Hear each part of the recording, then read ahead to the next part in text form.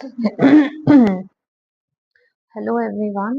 यहाँ पे आज हम डिस्कस करेंगे प्री पीएचडी कोर्स वर्क जो सीसीएस में होने वाला है, उसके लिए क्वेश्चंस और उनको कैसे लिखना है, क्या प्रेजेंट करना है, क्या क्या कितना कितना हमको पेजेस लिख कर आना है, किस हिसाब से आंसर्स होने चाहिए, तो कैसे प्रिपेयर करें because almost 1 week is left for the exams. तो अब कैसे करना है, तो उसके लिए ये लेक्चर आपके लिए बहुत ज़्यादा फ्रूटफुल रहेगा। हम क्वेश्चंस जो पिछले इयर्स में आए हैं और जो इम्पोर्टेंट होते हैं उनको डिस्कस करेंगे। पहला क्वेश्चन है, define research and explain the various steps involved in a research process. Research क्या होता है और उसमें क्या क्या स्टेप्स होते हैं। सबसे पहले रिसर्च का मतलब होता है, दो वर्ड है, री एंड सर्च। री मीन्स दोबारा एंड सर्च मीन्स ढूंढना। तो पहले से हुई हुई चीज को जब हम दोबारा से कुछ ढूंढते हैं, उसमें कुछ नया लेकर आते हैं, दैट इज रिसर्च। रिसर्च एक सिस्टमैटिक तरीका है। सिस्टमैटिक मीन्स चीजें यहाँ पे एक सिस्टमैटिकली होती हैं, हैप्पजार्ड एकदम से जो मन किया है वो कर दिया, ऐसा नहीं है। लॉजिकली वो सिस्टम फॉलो होगा एंड साइंटिफिक इन्वेस्टिगेशन है, बिकॉज लॉजिक आ रहा है तो उस वजह से साइंटिफिक इन्वेस्टिगेशन है इनटू अ स्पेसिफिक प्रॉब्लम और इशू।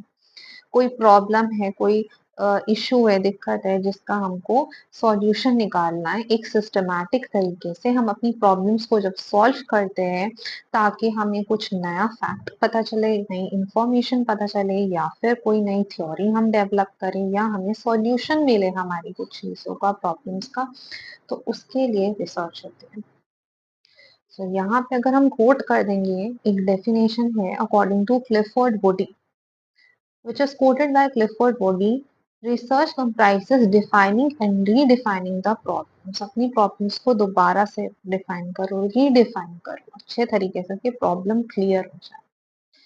फॉर्मुलेटिंग हाइपोथेसिस और सजेस्टेड सॉल्यूशंस, उसके लिए हाइपोथेसिस, हाइपोथेसिस क्या होता है, गेस होता है जो हम लगाते हैं, एक अंदाजा। तो फॉर्मुलेट करते हैं हाइपोथेसिस और suggested solutions. Collecting, organising, evaluation of data, COE of data कर देना, यानी कलेक्टिंग, ऑर्गेनाइज एंड इवेल्युएशन।